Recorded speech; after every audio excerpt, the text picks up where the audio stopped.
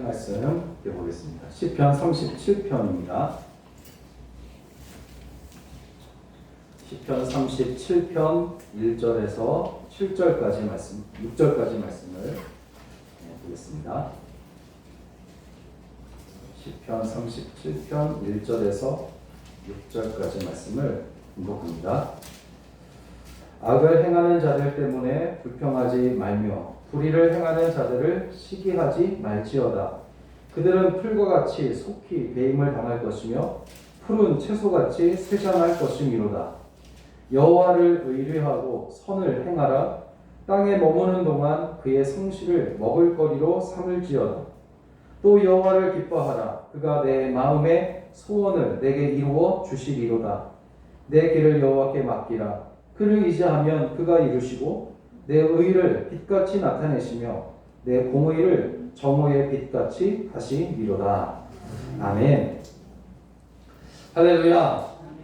네, 세상 속에 있는 그리스도인, 세상 속에서 살아가고 있는 그리스도인 성도들이란 제목으로 말씀을 함께 나누겠습니다.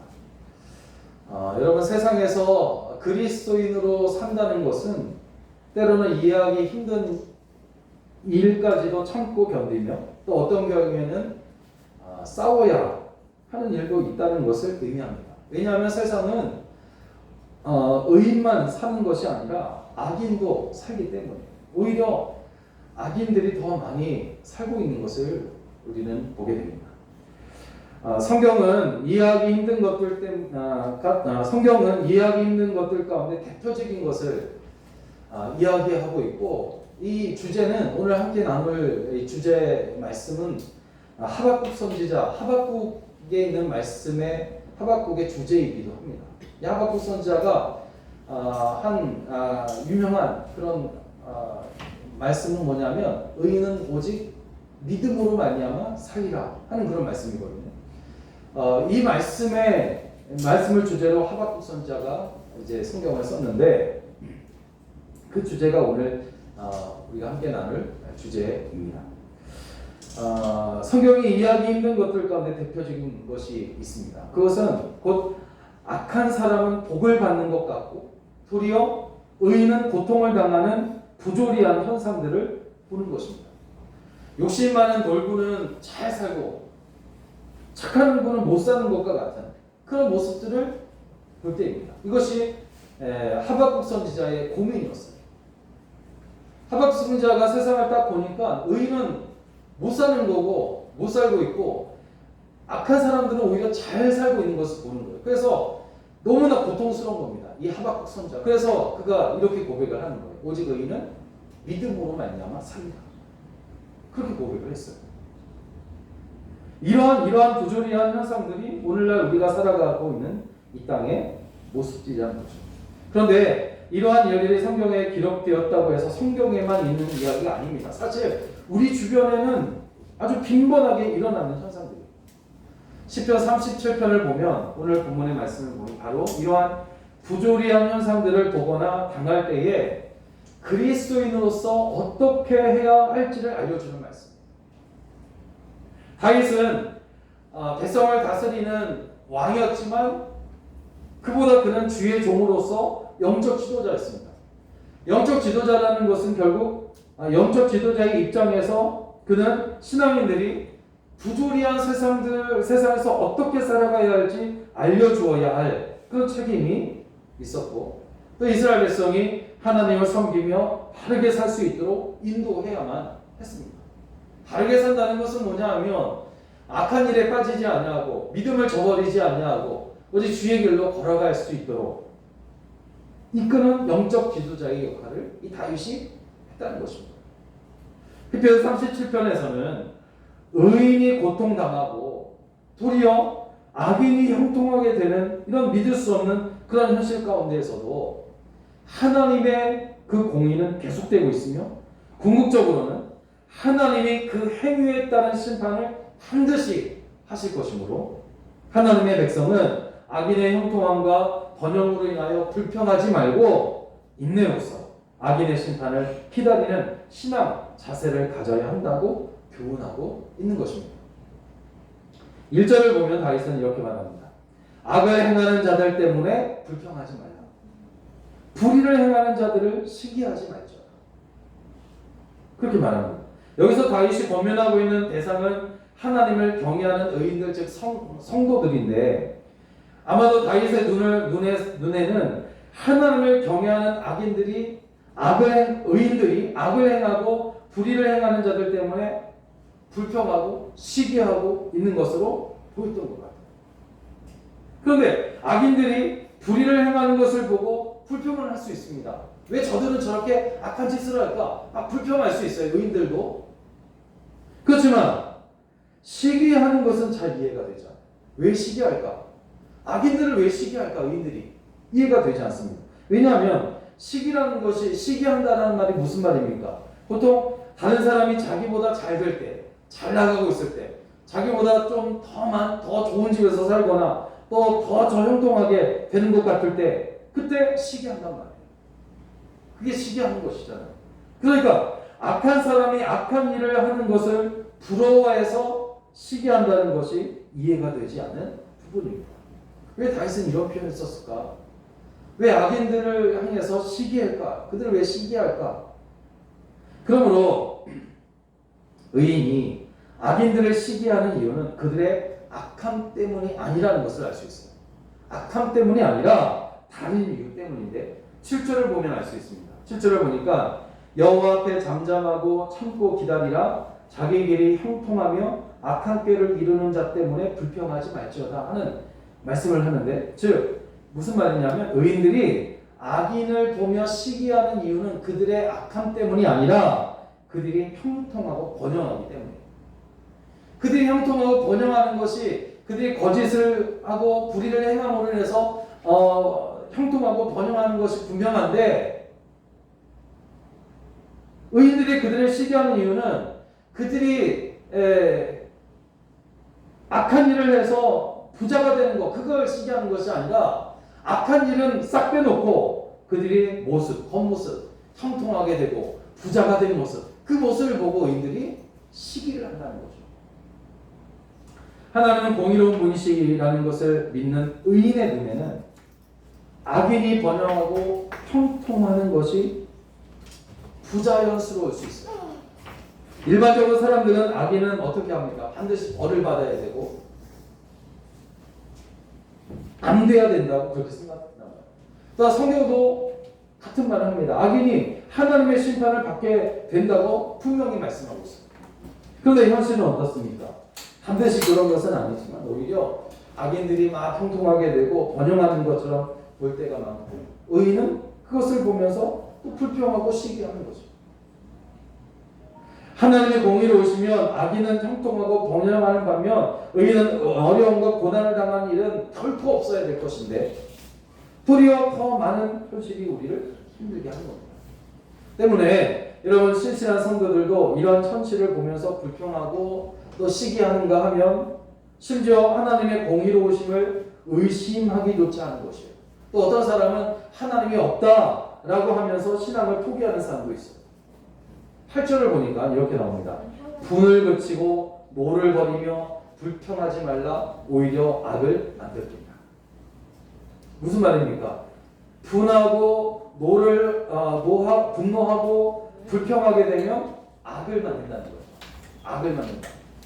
악을 만들 뿐이라는 인간은 결국 하나님을 원망하게 되고 신앙을 버리는 것을 말합니다. 그러니까 의인이 악한 사람들을 보면서 저들이 형통하고 막 잘 되는 것을 보면서 막 불평하고 막 시기하고 하는 일들을 계속하게 되면, 그걸 멈추지 않고 계속하게 되면 결국 그 의인도 신앙을 버리게 된다는 거죠. 그렇게 된다는 거예요. 이런 일들이 얼마나 많이 일어납니까? 그러나 여러분, 세상에 부조리하고 불공평해 보인다고 해서 하나님이 공의롭지 않은 것은 아닙니다. 하나님은 공의로 이 세상을 다스리고 섭리하신다는 말씀은 분명히 맞는 말씀입니다. 다만 악인들의 행위에 대해서 즉시 심판을 하지 않을 뿐입니다. 하나님은 사탄이 범죄했을 때 즉시 멸하지 않고 세상 마지막 때로 그 완전한 심판을 유보하여 두신 것처럼, 또 아담과 하와가 범죄했을 때 그들을 즉시 죽음에 이르게 하지 않으신 것처럼 당신의 계획 아래 악인들에 대하여서도 특별한 경우를 제외하거나 즉시 심판하지 않으시고 당신이 정하신 때를 위해서 유보해 두신다는 것이에요.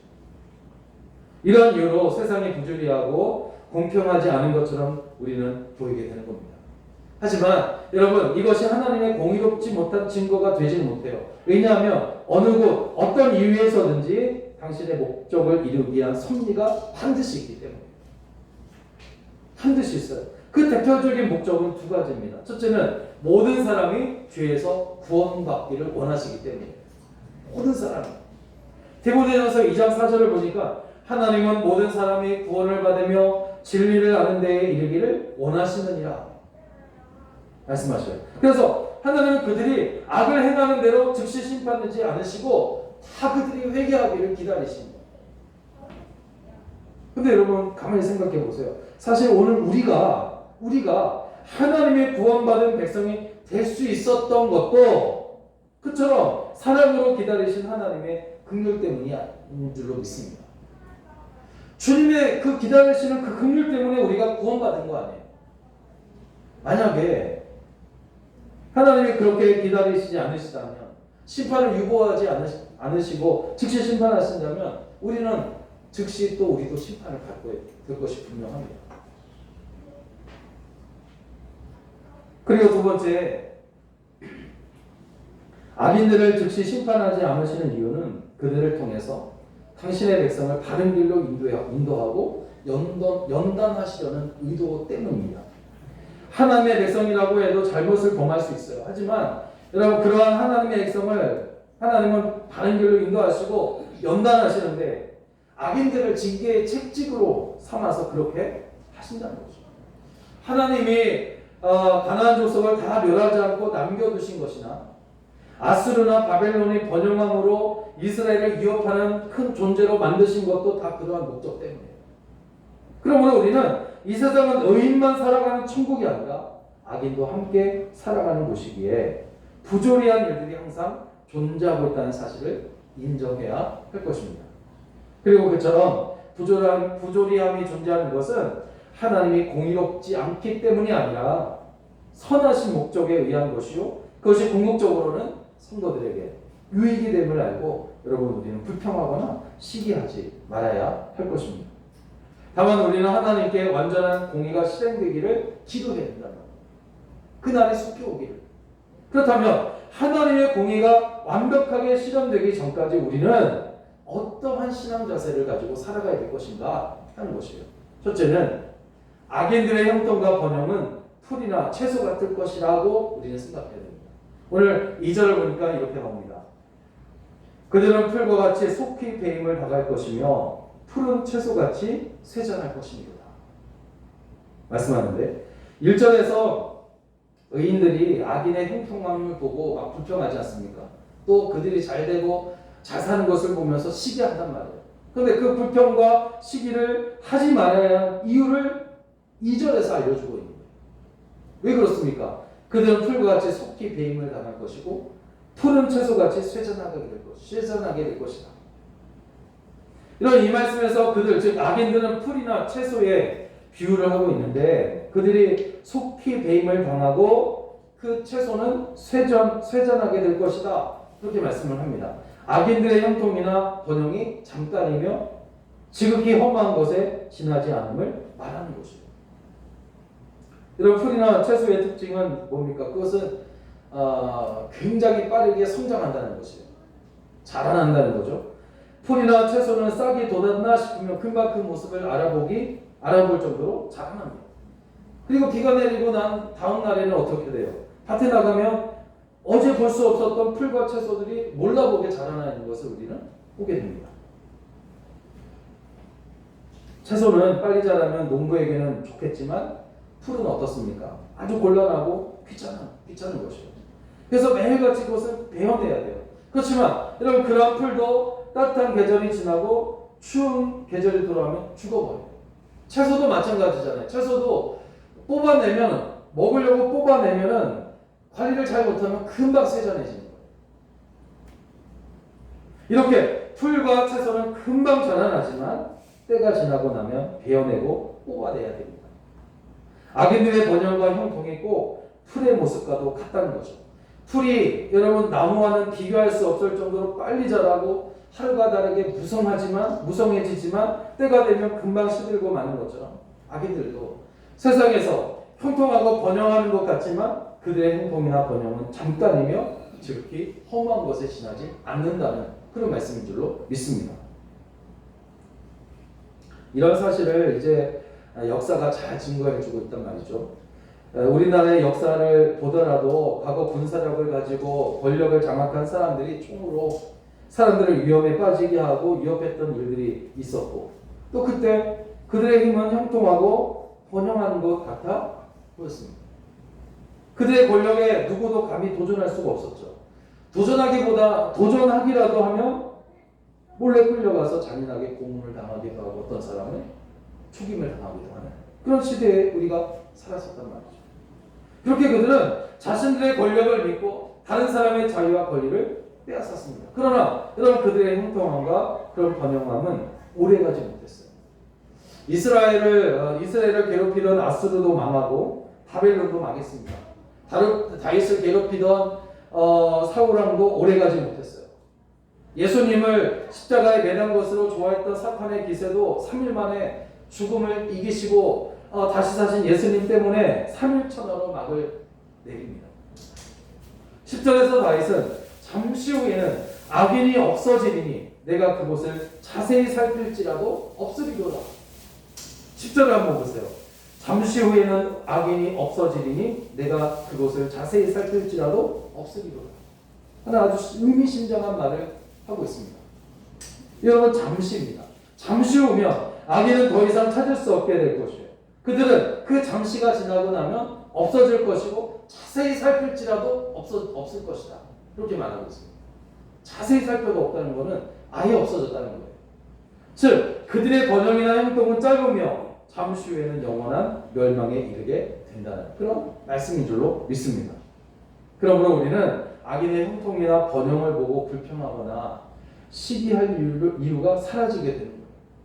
불평하고 시기하면 우리만 손해입니다. 왜냐하면 그런 불편한 마음을 오래 가지고 있으면 자칫 악한 마음을 가질 수가 있기 때문에 아까도 말씀드렸죠. 우리는 다만 하나님이 악인들에게 갚으시기를 간구해야 할 줄로 믿습니다. 여러분 하나님의 공의가 실현되기까지 이러한 생각을 가지고 신앙생활을 하게 되시기를 바랍니다. 억울하다는 생각에 불평하고 시기하며 아까운 시간을 보내고만 있는 것이 아니라 그들의 형통함이나 번영은 잠깐이며 그들의 멸망은 영원할 것이다 라는 생각을 우리는 해야 된다는 거죠. 이러한 마음의 생각을 가지고 여러분 그리스도인다운 그런 삶을 살아가게 되시기를 주의 이름으로 축원합니다. 두 번째로 성도는 성실하게 선을 행해야 된다는 거예요. 여러분 우리가 생각할 때에 첫 번째는 뭐였습니까? 악인들의 모습이 풀과 채소같이 그렇게 생각하면 우리가 살아가야 된다. 저들의 형통과 번영함은 잠시뿐이다 라고 하는 생각을 가지고 살아야 하고, 두 번째는 성도는 성실하게 선을 행하며 계속해서 살아가야 된다 하는 말씀입니다. 3절을 보면 이렇게 나옵니다. 여호와를 의뢰하고 선을 행하라. 땅에 머무는 동안 그의 성실을 먹을거리로 삼을지어다. 다시 말하면 성실하게 선을 행하라 그런 말씀입니다. 성실하다는 말이 무슨 말입니까? 방해가 오고 또 어려움이 온다 할지라도, 그리고 선한 일을 할 때에 그 선한 일을 할 수 없는 그런 상황이라 할지라도 그럼에도 불구하고 성실하게 선을 행하라 그런 말씀입니다.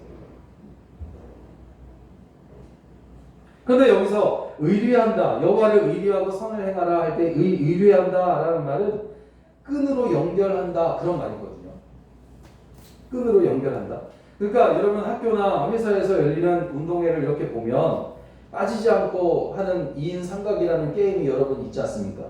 두 사람이 끈으로 발목을 묶어가지고 결승점을 돌고 오는 그런 게임인데, 평소에는 서로 다른 일을 하다가도 2인 삼각 게임을 위해서 발목을 묶게 되면 한 팀이 돼요.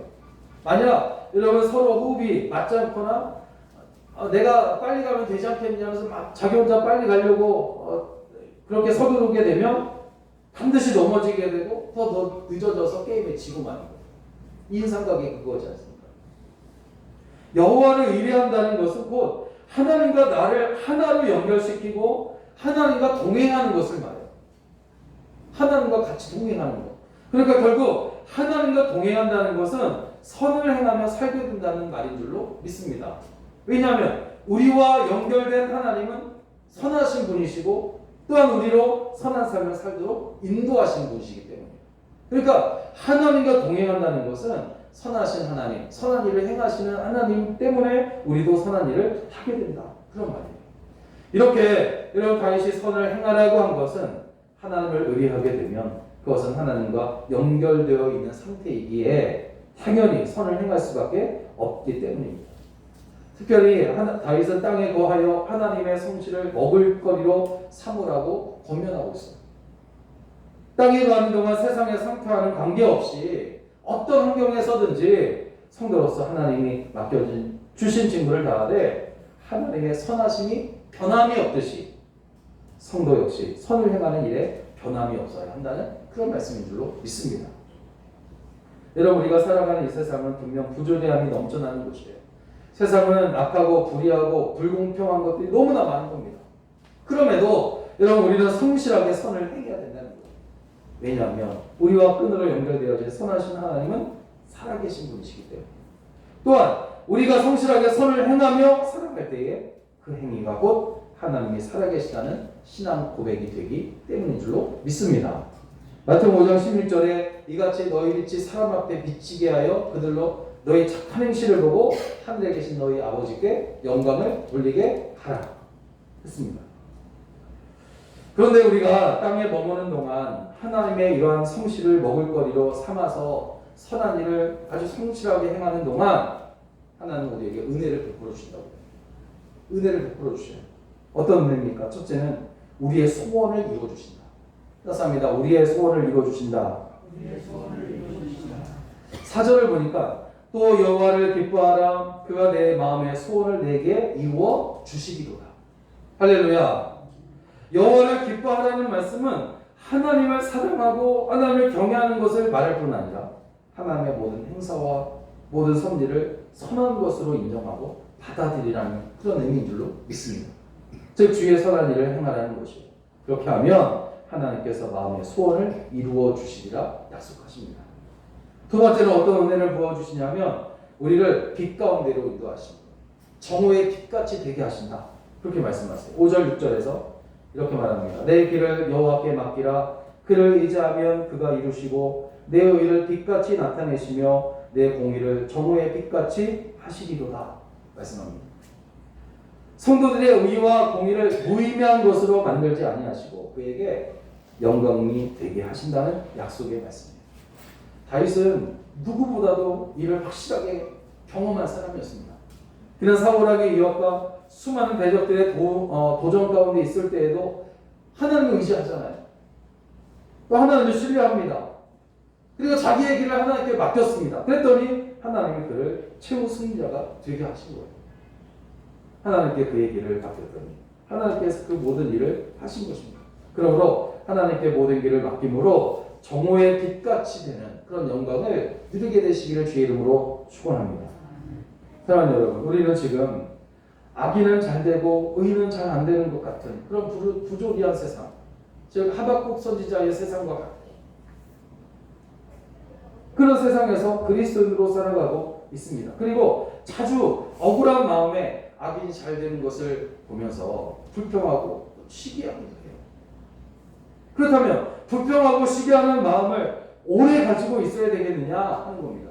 만약 그렇게 된다면 우리 또한 제약 가운데 빠지고 말 것입니다. 빠지게 되고 말 것이에요.